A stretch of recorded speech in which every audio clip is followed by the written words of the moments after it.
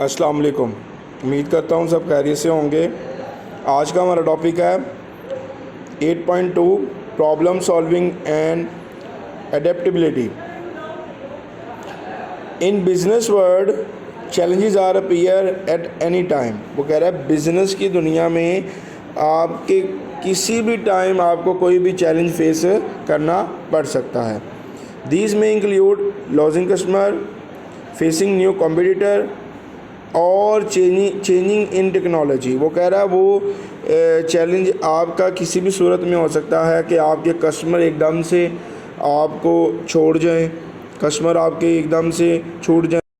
Facing new competitor mean आपके मुकाबले में डिफरेंट कॉम्पिटिटर आ जाएं, वो सेम बिज़नेस कर रहे हों। और चेंजिंग इन टेक्नोलॉजी, आपकी टेक्नोलॉजी का भी चेंज हो सकता है। पहले आपको पता है कि थोड़ा सा अगर प्रीवियस जाएं तो आपका एक ओल्ड वे था, फिज़िकली चीज़ें आपकी परचेज़ होती थी, लेकिन अब सिनेरियो डिफरेंट है। अब टेक्नोलॉजी ने आके आपको डिफरेंट ऑनलाइन प्लेटफॉर्म प्रोवाइड किए हैं जिसमें आप रह के अपना बिज़नेस कर सकते हैं।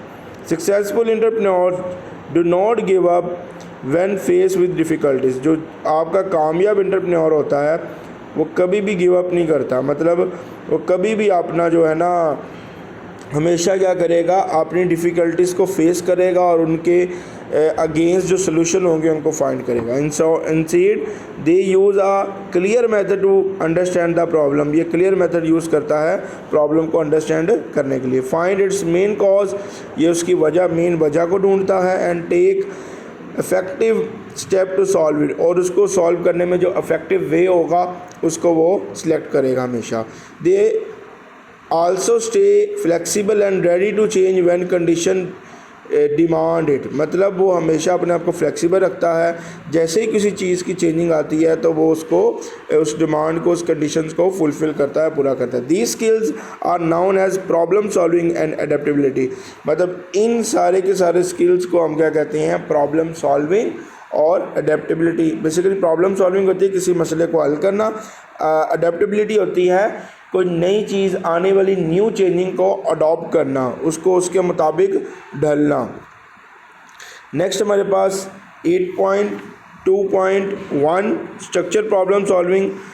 आगे ही प्रॉब्लम सॉल्विंग की एक टर्म है structure problem solving. Structure problem solving mean using a step by step approach to identify a problem.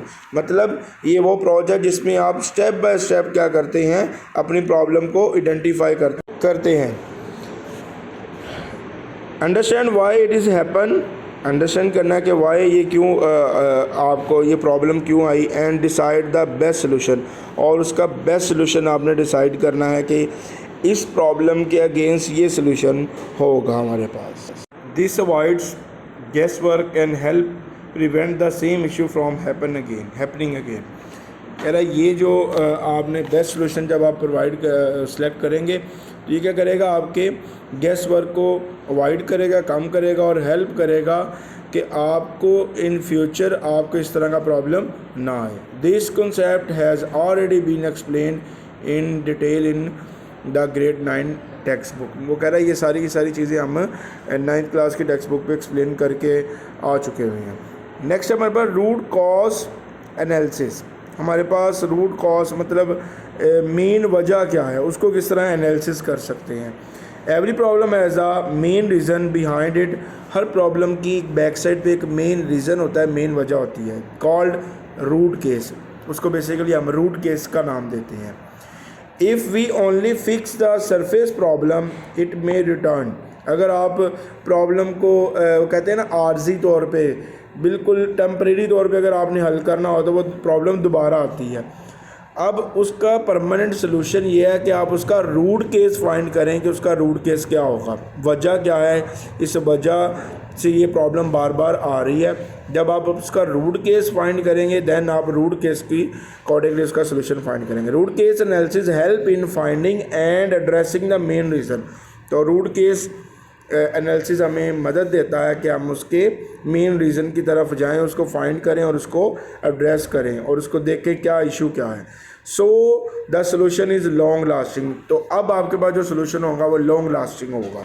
ठीक है, वो लॉन्ग टर्म के लिए आपके पास चलेगा। अगर आप सरफेयर प्रॉब्लम को सॉल्व कर देंगे तो वो देन आपको मे बी कुछ अरसे बाद वही प्रॉब्लम दोबारा फेस करनी पड़ सकती है।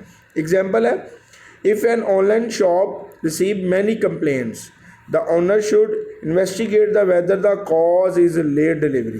तो वो कह रहा है अगर एक हमारे पास ऑनलाइन शॉप का ओनर है, उसने देखा कि बहुत ज़्यादा ना कंप्लेंट्स आ रही हैं, रिसीव हो रही हैं, तो ओनर ने क्या किया, इन्वेस्टिगेट किया और कॉज ढूंढी कि लेट डिलीवरी है, अनक्लियर प्रोडक्ट डिस्क्रिप्शन और पुअर पैकेजिंग। तो ये 3 वजह ढूंढी है, एक तो लेट डिलीवरी, दूसरा हमारे पास डिस्क्रिप्शन प्रॉपर नहीं होती है, और तीसरा हमारे पास पैकेजिंग हमारी पुअर है। Once the root cause is find it can be corrected. तो मेन वजह जब आप फाइंड कर लेंगे तो ये हमारे पास करेक्ट हो जाएगा, दुरुस्त हो जाएगा। हमें दोबारा हमारी जो रेशो है कंप्लेंट्स की या रिटर्न पार्सल की वो बहुत ज़्यादा कम हो जाएगी। ठीक है, SWOT एनालिसिस, ये 4 एक लेटर्स हैं, इनकी फुल फॉर्म भी हमारे पास स्टार्ट करती हैं। SWOT is a simpler tool that stands for, ये एक सिंपलर टूल है बेसिकली, SWOT एनालिसिस भी कहती हैं जी। स्ट्रेंथ्स, फर्स्ट इसकी stands for strength, things that business does well, high quality products, mean आपकी हाई क्वालिटी प्रोडक्ट्स वो की आपकी स्ट्रेंथ कहलाएगी। Weakness, area that need improvement, वो एरियाज जिसकी इम्प्रूवमेंट की ज़रूरत है। स्लो कस्टमर सर्विस, में भी स्लो कस्टमर सर्विस अभी ऊपर हम पढ़ के आए हैं, मीन पैकेजिंग का भी इशू हो सकता है। Weakness, opportunity, chance to growth और इम्प्रूव, अपॉर्चुनिटी होती है बेसिकली ये आपकी ग्रोथ और इम्प्रूवमेंट का चांस होता है। High demand, a few uh new product, mean अभी एक प्रोडक्ट है किसी ने मार्केट में लॉन्च ही नहीं की, तो आप उसको लॉन्च करके आप उसकी अपॉर्चुनिटी हाई कर सकते हैं।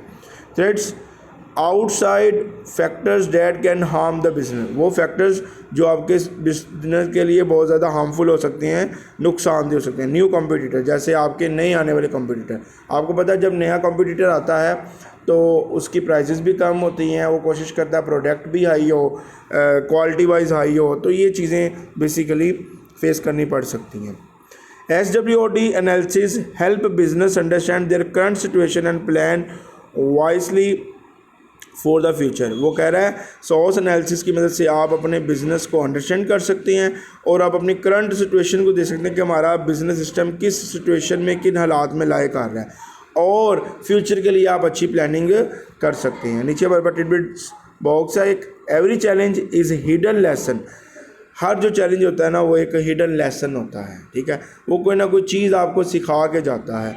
Business that stay couriers ask why offer and act quickly turn problem into opportunity for growth. तो वो कह रहा है कई बार आपकी प्रॉब्लम, आप जब इस एक प्रॉब्लम का आप सोल्यूशन प्रोवाइड करते हैं तो वो एक अपॉर्चुनिटी बन जाती है आपके लिए। फॉर एग्जांपल अगर आप रियल टाइम प्रॉब्लम्स पे काम करें तो मेरे ख्याल से ज़्यादा बेटर है एज़ कम्पेयर टू जो ऑलरेडी काम कर रहे हैं। जैसे मैं एक एग्जांपल लेता हूँ, सिंपल सी एग्जांपल ये है कि आपको पता है सर्विसेज चल रही हैं ऊबर क्रीम की, ये क्या करते हैं, बाइक की सर्विसेज के बारे से मैं स्पेशली कह रहा हूँ। हमारी बहुत सी फीमेल्स हैं जो क्या करती हैं, आपकी बाइक्स पे सफ़र करना, फेयर क्योंकि काम होता है वो उसी पे करती हैं, लेकिन अनसेफ अनसिक्योर फील करती हैं। तो उसके लिए आप ये सोल्यूशन प्रोवाइड कर सकते हैं कि आप कोई फीमेल राइडर हायर करें ताकि उनको आपकी सिक्योरिटी भी फील हो और वो इजीली अपना सफ़र कर सकें। तो बेसिकली ये इस तरह की आपको प्रॉब्लम्स आती हैं और उसके अकॉर्डिंगली उनके सॉल्यूशंस भी आपके पास अवेलेबल होते हैं।